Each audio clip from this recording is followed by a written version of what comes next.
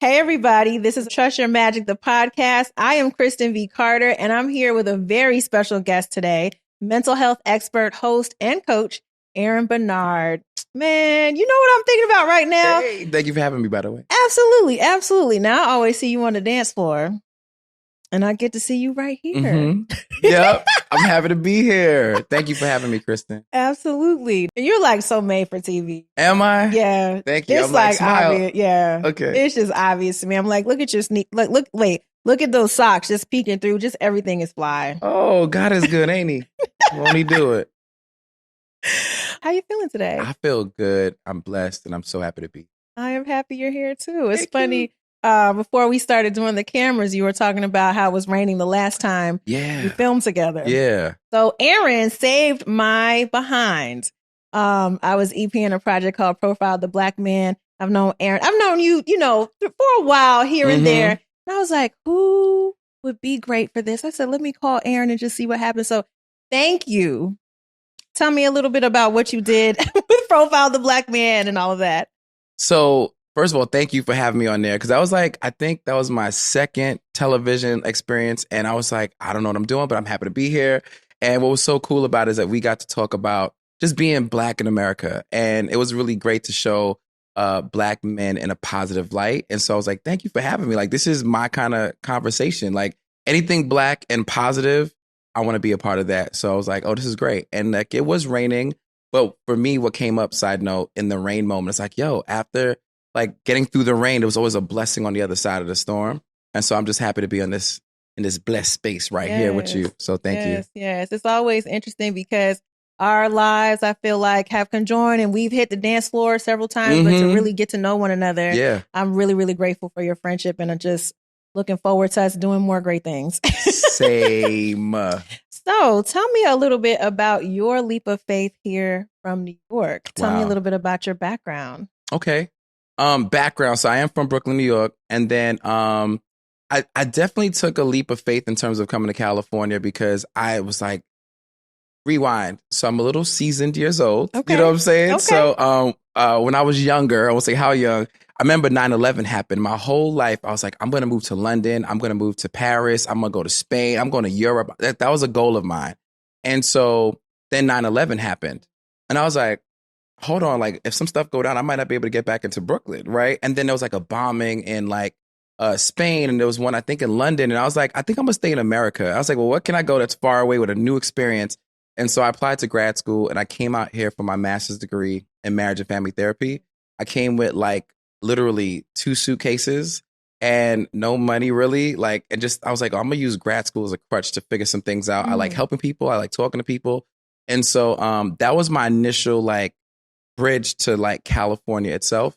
After getting my master's degree, I was on the outskirts of LA. So I went to Loma Linda University, and I was like, I never actually tried LA out. And I was like, oh my God, like, what should I do? And so essentially I applied for a job. I got the job, and I was like, I'm gonna just try LA out for a couple of years. And it ended up being, I think, 19 years now. Wow. But all throughout that moment, there were so many freaking highs and so many freaking lows. Of course. And it required nothing but faith. There were times that my car, I don't know why I'm going here, but my car got repoed. And I was like, I don't think I'm going to make it. I think it's time to go. You know what I'm saying? And thankfully, like, I just was like, I had to believe in myself. I had to believe in my higher power. And I just had to trust the process. And I think that's what got me to LA. And that's what's kept me in LA. You asked me what got me here, but I just want to say I was ready to go a few times because life got a little tricky. But I was like, faith kept me here. No, for sure. I've been out here now 12 years. And I'll say, there was one period of time where I thought, okay, I don't think this is for me. This is 2014 to 2015. And then once I actually took a job in New York, I did a show in New York for about 9 months, and then made the decision, okay, now I'm ready to go back. When I go back to LA, I'm going to make it my home. So that's when I started doing like game nights and doing fun things and making sure it wasn't just about the job.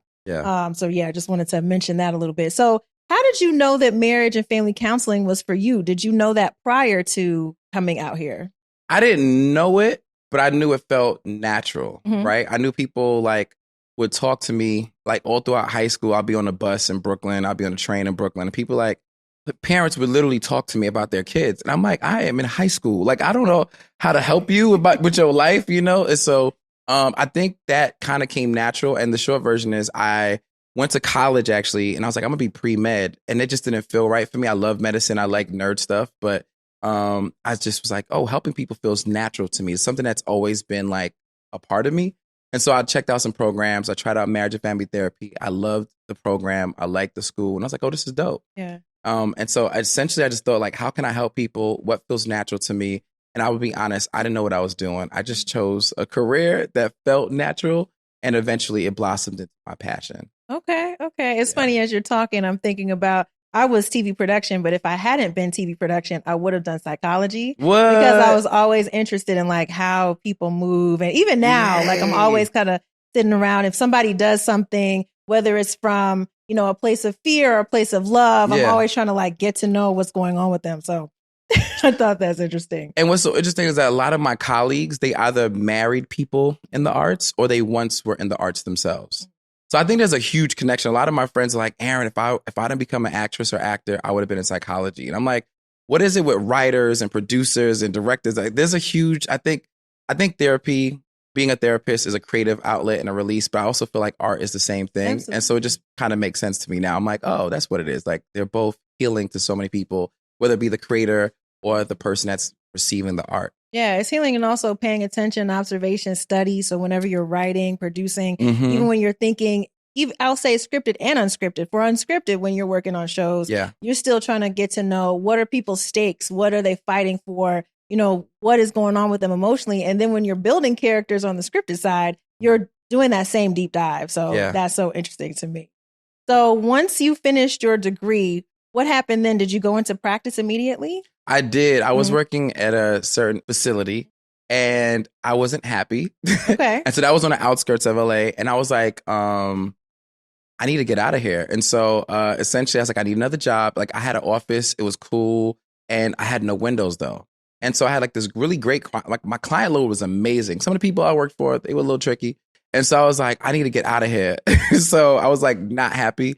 And essentially I applied for a job in LA back in like 2008 and I got it. And what was even crazier is that like, just go on a tangent, but I had wrote out, like, I remember I was just so overwhelmed and like, I'm a ratchet, but I'm also a church boy. And so like, I was like, I'm gonna write down, like I was watching this little like inspirational special and it was like, write down, like it said Habakkuk 2:2 says, write the vision, make it plain. So I was like, I'm about to write this vision. I'm about to make it plain. And I was like, what does a plain vision look like to me? I was like, I need to move to Los Angeles. I need to get $10,000 more. I was thinking small. I said, I need to get a new apartment within 6 months in Los Angeles after I get this job. And I need to not be in an office. I don't know if there's like a therapist on wheels out there, but that's where I need to be. I went to work the next day and my friend Keisha was not there. And I was like, where's Keisha? I have to find my people, And Keisha wasn't at work. And I was like, where's Keisha? And so I'm like, dang, Keisha didn't come to work today because that was like my safe space, my homie. Like we get to vent to each other. And I got a call like a little after lunch. And she was like, Aaron. I was like, what's up? She was like, is the boss around? I almost said the boss's name. I was like, no. And she was like, well, guess what? I just got a job in LA. And I was like, what? I was like, oh my God, I just wrote out my goals yesterday. That's amazing. We on the same wavelength. And she was like, yeah, I got a job in LA. It's $10,000 more. I'm going to be driving to people's houses and I'm leaving in 2 weeks. I was like, you leaving me, girl? She was like, well, I said, first of all, that matches my goals. Exactly. And she was like, well, that's why I'm calling you. She was like, I'm calling you because I found out that they're looking for a male clinician. And so that's what got me the job. So I went to interview a couple of days later. I took off work because I was sick. Basically, I was unpacking my boxes. 5.5 months later, I found my goals and I was like, oh my God, I just started checking everything off. So that's kind of how I got to Los Angeles and that's how my journey started here. So when you're dealing with clients, what would you consider to be, or who would you consider to be a good client? Ooh, okay. I want people that want to do the work. So anybody that's willing is a good client to me. And so currently I left the therapy space and I went to the coaching space and I started coaching people I do family coaching, individual coaching, and I do executive coaching. So I work with corporations as well. And so basically anyone that wants to do the work is a good fit in general. And so some of the clients that I've worked with are maybe they're lacking motivation. Sometimes my clients are transitioning from one career to the next. So I have people that are in their 40s and 50s and they're like, yo, I want to do something else. I even have like couples right now that are 70 and 80 years old trying to figure out like what the remaining years of their life are going to look like and how to make it as smooth as possible. So literally, I just love people that want to do the work. And for me, the biggest challenge is like people that are forced into therapy, whether it be because a spouse or a parent made them go and stuff like that. Okay. And just for everybody, we use the term the work often, but for those who don't know, what is the work?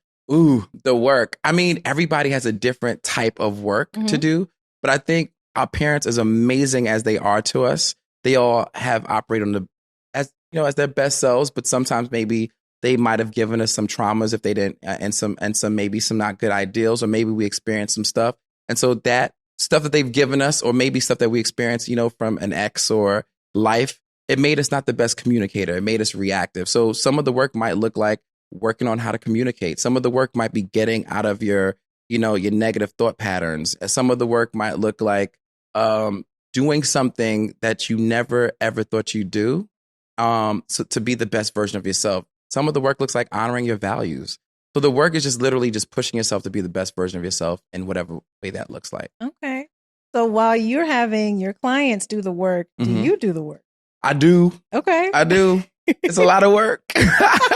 And so I'm currently not in therapy or coaching right now. I'm looking for someone. And at the same time, I'm like, okay, Aaron, I watch my thoughts. It's a huge part. I honor my values as much as I can. Like you, because I know you're very healthy. I'm currently at this moment in time, I'm at the gym 5 times a week. That's a lot. I know. I'm trying to push myself. You look great. So what are your goals there? Healthy. Okay. So I'm telling you, I got high blood pressure. So you do? I know, right? It just runs in my family. And I was like, damn, Daniel. So I was like, oh my God, and I love macaroni and cheese. I love all the soul food. I love all the good things and that are so good. So I work out, I should say 5 times a week. And sometimes it looks like yoga. Sometimes it looks like hiking. Sometimes it looks like the gym. And so I do cardio, I do weights, I do boxing, kickboxing, just to get my heart right. And then it's a great coping mechanism. So that's some of the work that I do. I also have friends that we lean on and we pull from one another. We're support systems for one another. So I was actually on my way here and my homegirl called me up. She was like, Aaron, I'm a woman of a particular age. She was like, what should I do? Should I go ahead and just freeze my eggs and have them babies? Conversations like that. But that was a big conversation for her just now. And then I'll call her and be like, big conversation for her. I won't say what they are, but it'll be we'll exchange those things. So I'm glad I have a great support system that helps me to do my version of the work. Okay, cool. Well, I'm so excited to ask you this question. How did you get started with What in the Wellness? Hey, What in the Wellness? I love What in the Wellness. So essentially, pre-pandemic, I wasn't really telling a lot of people what I did for a living because I just kept it private. Why? And then, because my therapeutic background, because I started in therapy, as I stated, you really can't be, the boundaries are a little different, And so I just felt like I would want to keep my page private from clients. I wanted to kind of be a little bit more private. My therapist will not give me his Instagram or Facebook or anything like that. There's just a boundary that you have to have in therapy. So sometimes for me, I just felt like I need to be a little bit more strict, I guess, in that space. Okay. But when I switched over to coaching, the boundaries are different. It's a little bit more open in that way. And so when the pandemic hit and everybody was feeling really down and people were telling me that they were feeling the lowest that they've ever felt, I remember going to our mutual friend, Brian. I was like, we should do something. We should really create something a space for people to express themselves, to learn, to feel seen, and especially in our Black and our brown communities. And so I was like, let's do something. He's like, what you want to do? I was like, well, we could do a panel. We could mix it with some music. And then here we are with What in the Wellness, literally talking about, all kinds of things, how to manage the industry, how to, what is depression? What is anxiety? What is therapy? What's coaching? And it's beautiful. People have told me I just came to support and I think I need therapy. I think I'm gonna go get me some before things get crazy in my life. I want to be proactive about it. So that's how it started. And we just had our 5th one and I can't wait for the next installment. Yes. It's such a safe space. Thank you for coming. Yeah, absolutely. Absolutely. I was like, you know what? I got to see my guys and just being able to hear you. First of all, you are an amazing host. Thank you. I remember the first time I went, I was like, ooh, who that? That's another talent and gift you got. So I hope you do a little bit more of that too. Thank you. But just the conversation that you have is just so enriching and so enlightening. And it's nice to hear from people that we see all the time. Yeah. On social media, on screen and whatnot. It's like everybody, all of us go through things. Yeah. So it's just really beautiful to have that conversation. Yeah. Thank you for coming. You asked great questions too. So thank you. Absolutely. Absolutely. So what would you say is in store for What in the Wellness? Do you want to keep it in the vein that you have it as an event? Do you want to grow it? Just curious. So, obviously, well, I should say obviously, I think we always want to keep the intention, or my old coach would say, you want to keep the main thing, the main thing. So I think the key is to always make sure that we're helping people, right? And however that looks, I'm down a clown. So if it means a bigger space, that'd be awesome. Currently, we've been having it at the Gathering Spot, which is a beautiful space. And I have a couple, I don't know if I can say it on camera, but we have a couple of ideas of how to create new ways of being. And like, I think that's exciting. And then there's another thing that's a little separate from that space.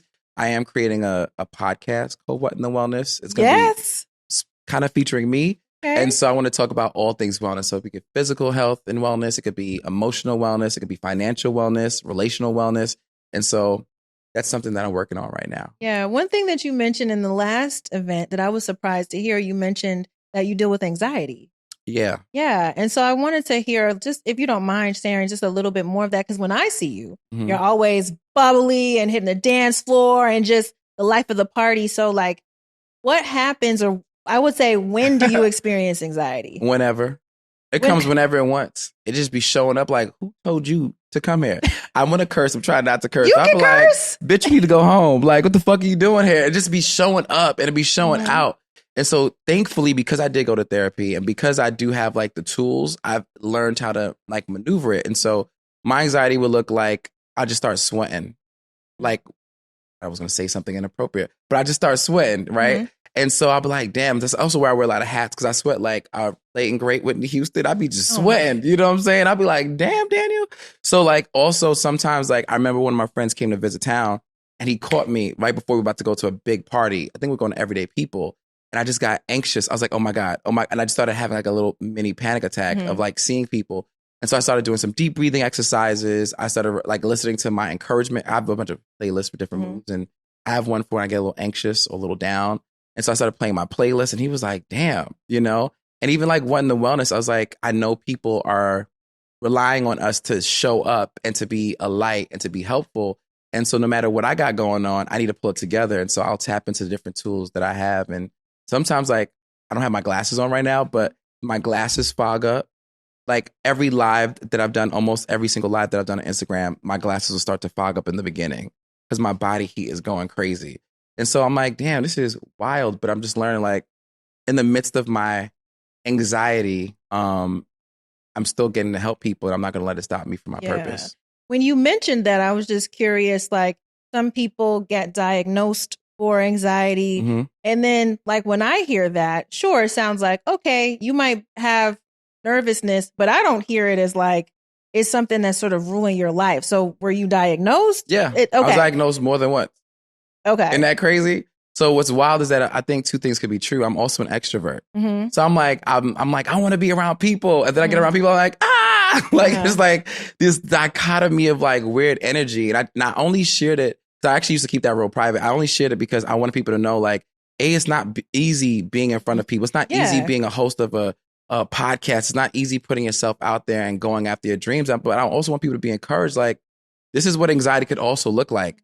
I think, you know, this functional, like depression is functional anxiety. There's a lot of people that are doing great things. And we also don't know that they have maybe ADHD or whatever that thing is. And so I just want it to be like an encouragement. And I just want to say it's also very annoying and it's very real. Yeah, you know? No, I appreciate you sharing that because I think a lot of times we downplay certain things. Like what I just said was like, oh, well, I don't see that. And it was just really helpful to hear you say that among people. Because it is real and there are different struggles that we have, you know, personally and professionally and all of that. So I appreciate you sharing that. What made you decide, you know, that you wanted to do executive coaching in particular? What is it about that space that you really enjoy? You know, first of all, I switched from therapy to coaching. That was a huge shift. And I just like the way that I was able to show up professionally. But collectively between coaching and therapy, I have about 19 years as of January of professional experience. Wow. And so I was like, well, how can I show up different? Like, in what way can I like be of service in a different kind of a way? And so I was like, I want to try out executive coaching. And what I love about it is that I get to work with no longer just like families and individuals. I also get to work with corporations and we spend so much time at work. We spend a lot of us, we spend like anywhere from like 9-10 hours at work. That's not including the time it takes to get ready for work, to travel to work, to come home from work.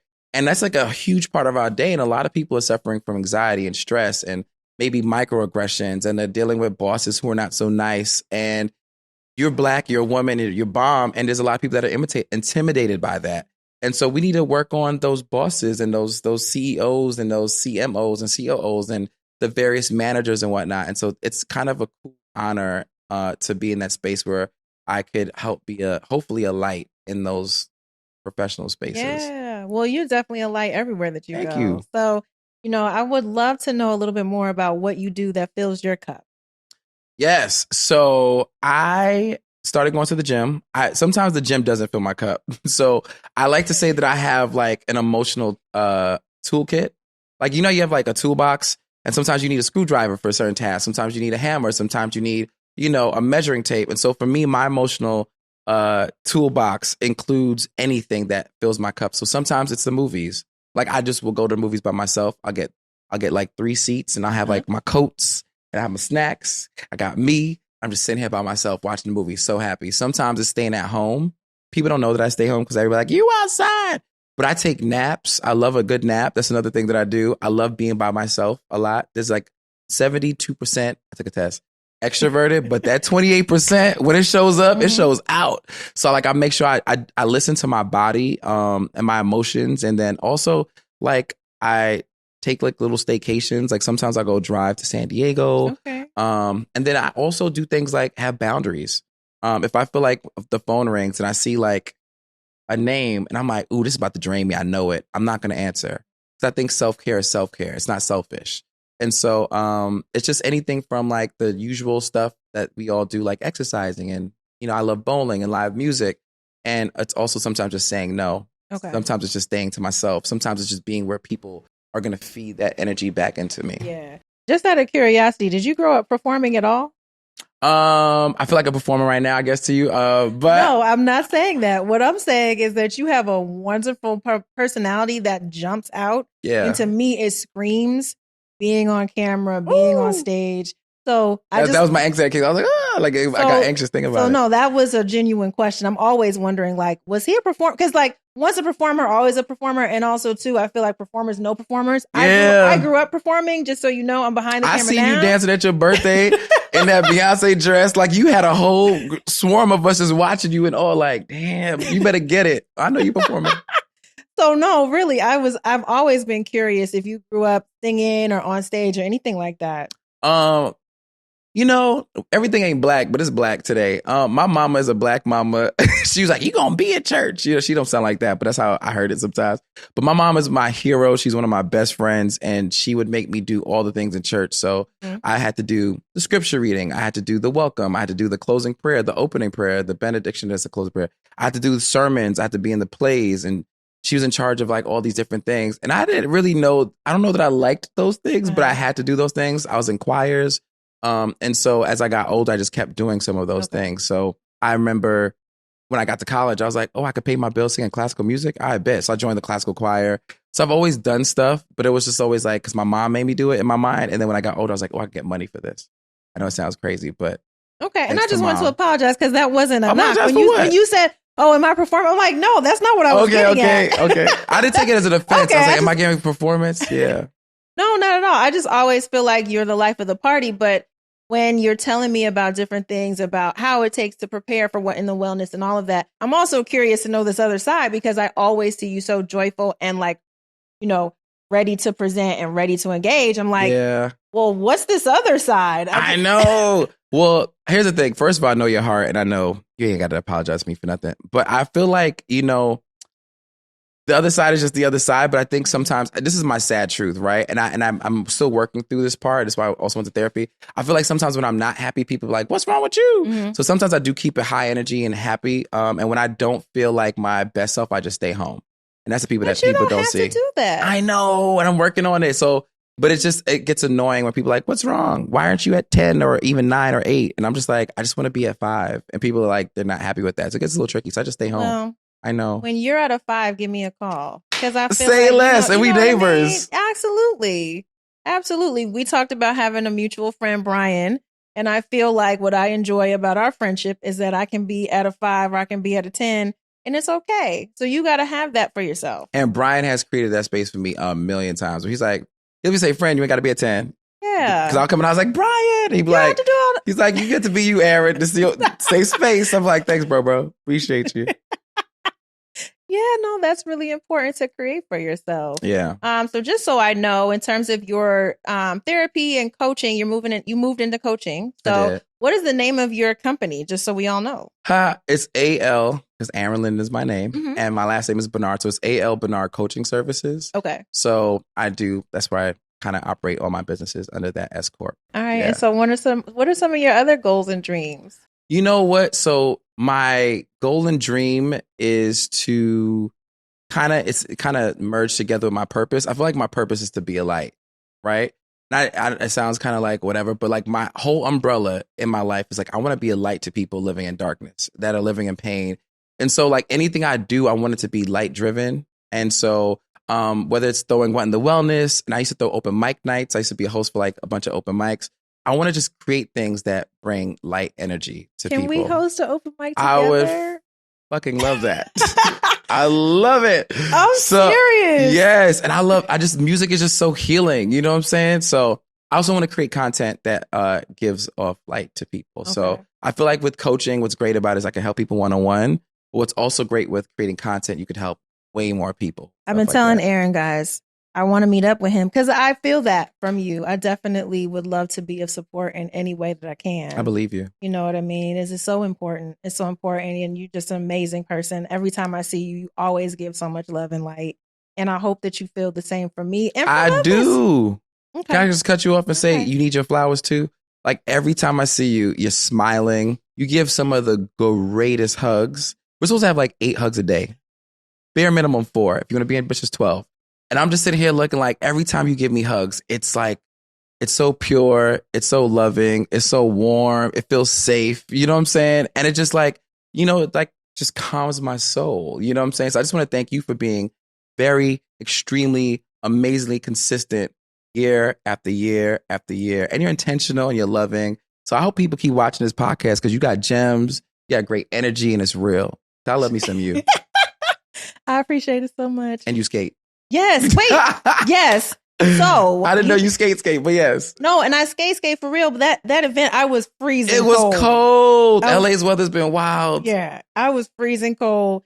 We've got to go skating inside because I feel like we should be skate partners too. I need a partner. I started skating for real 2018. I grew up skating and then started really skating. I think I mentioned earlier in the podcast that I started to look for things that were fun around like 2014, 2015. I was like, I can't just do work all the time. And then I started picking up skating and then I was obsessed. So I was there 2 and 3 times a week. But unfortunately, COVID hit and closed down the 2 rinks that I typically go to. So the one that I think would be most fun is an hour away. And I'm like, where's that? It's Fountain Valley. Where's Fountain Valley? Is that in the IE? Yeah. Okay. So it is 45 minutes. It's a trek. It's a good time though, but it's a trek. I'm down to clown. But no, because I definitely feel like I need a skate partner. I haven't had a skate partner in a while, and it's so much fun. And we skated together. Yes, when you have rhythm with somebody, it's like it just feels like you could go for hours. It's so much fun. I don't know how you skate. You got to teach me how to skate backwards because you was doing all the things, and I was like, okay, I see you. But it was a good partner because you have my hand. Like if I do it by myself, I'm looking back and I'm nervous because, sometimes the really, really good skaters, they'll fly in and out and they kind of mess you up. Yeah. So I like to have a little bit of support and then I can kind of jazz it out. But if I'm by myself, I'm like, am I going to fall? I feel self-conscious then. So way off topic. Do you play spades? Do play spades. Oh my God. Okay. We're going to talk. Okay. So as soon as this weather stops weathering, I want to have a spades and dominoes moment too. So I'm down for the skating. And that stuff fills my cup, right? Playing dominoes, playing spades, going skating. I love bowling too. I do so too. I'm down to clown. Okay, well, we got to hang out more. Like I said, it's always good to know amazing people. I see you out all the time. So the podcast gives us an excuse, 1, to talk and hang out. And then 2nd, it affirms that we need to sit down and have dinner to talk about all of this stuff. Because we want to host an open mic. we want to host a space. I'm infiltrating on your space. No, yeah, that's why I asked you if you play. I hope you play Joker, Joker, Deuce, Deuce. Yes, I do. Look at God. Yes, I do. Because people like Joker, Joker, Ace. I'm like, this ain't the computer. No Jokers. Anyway, it's all right. Yeah, so no, I'm looking forward to all the amazing things that you're doing. So for the people, yes, let us know again where everybody can find you. To the beautiful people that are watching, you can find me on Instagram at It's Aaron Bernard, so ITSAARONBERNARD. Same on TikTok. I'm just newly getting on there. And I also have a YouTube, and it's just Aaron Bernard. So holla at your boy. Okay. And also, if somebody is looking for an executive coach or therapist or any of that, where can everybody go? You can DM me on any of those social media platforms. I also have a couple of websites, but the one that you could find me on is arborandyork.com, or you could just DM me once again. So, yeah. And if you have my phone number, just text me. Well, guys, this is another amazing episode of Trust Your Magic. Aaron, it's been such a pleasure. Thank you for having me, Absolutely, Kristen. absolutely. So if you like what you heard, if you like what you saw, make sure to subscribe, and we will see you next time.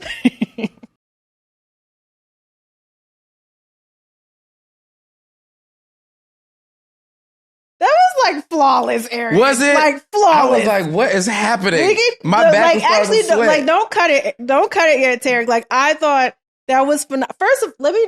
I'm sorry. I'm holding my breath. I was like, Jesus, I hope this is okay, Lord. You were amazing, but I also want to shout out that I have no cards. I'm really just talking. So like, we've been just trying, we've been working out, getting comfortable and stuff like that. This is our full season. I did our first few episodes last year, just kind of getting the feeling and the flavor.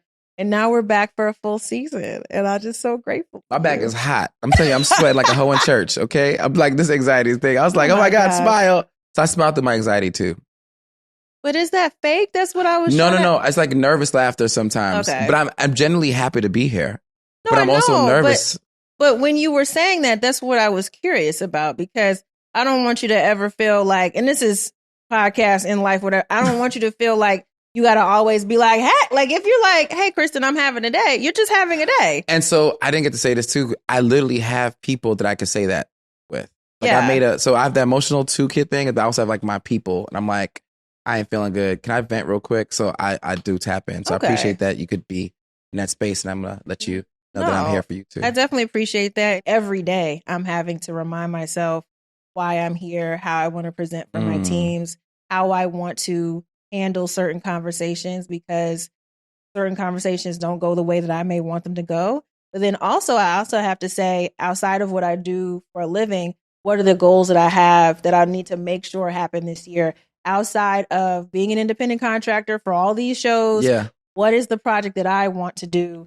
So I'm working on writing my first feature film in several years. I haven't written a feature in a long time. Dang, that's amazing. Thank you. And but even the anxiety of that, I literally be like, okay, this final draft page is feeling very intimidating. Woo! But it's a story that I feel like I need to share. And you just have to keep pressing towards the mark, even when you feel like, honestly, you kind of want to strangle somebody. Yeah. You got to keep going. And the anxiety isn't always bad. Sometimes it's like a sign that it's good too. Yeah. But that's dope. I love that. So I just always appreciate first feature in a while.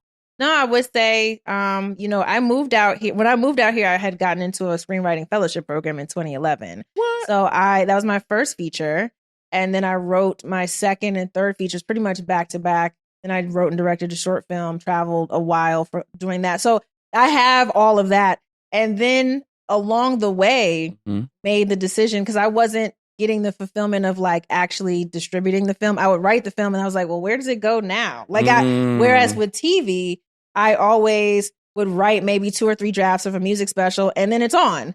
Or any projects that I worked on, it's like the sort of turnaround, maybe? The turnaround, the pace of it, I understood that. But with film, I was like, okay, so where does this go? Yeah. And so I stopped, I stopped for a while, but that doesn't mean, and this is what I tell a lot of people have sort of started and stopped on anything. You're always who you were called to be. I'm always going to be a writer. You're always going to be whatever it is, but are you going to activate that gift or are you not? And so I think, like I said, this year, what I am grateful for is all the anxiety and stress and whatnot has made me go, okay, I need to pour my attention on these things that I've always had that will always be with me. So that's my little. You've been operating your purpose, baby. Thank you. And the fact that you feel like it has to come out means it needs to come out. Yeah. And when it comes out, it's going to be fantastic. Yeah, it's going to feel so good inside. Is there anything else that you want to share with people? Because, the mics are still on. Is there anything else I want to share? I don't have anything else I want to share except if I had to tell to anybody, I would just say my little couple of things are live in your truth, honor your values, and never give up. That's it. Make sure you can sleep really good at night with every decision that you make, That's just kind of how I operate. So I was like, oh, this sounds good. This is on brand. I'm not saying yes to every podcast. Yeah. You know what I'm saying? I'm saying yes to most things, but I was like, this is in my value system. You know what I mean? I feel like being around you is fantastic. So thank you for being that light and being an amazing person. Thank you. Thanks for having me.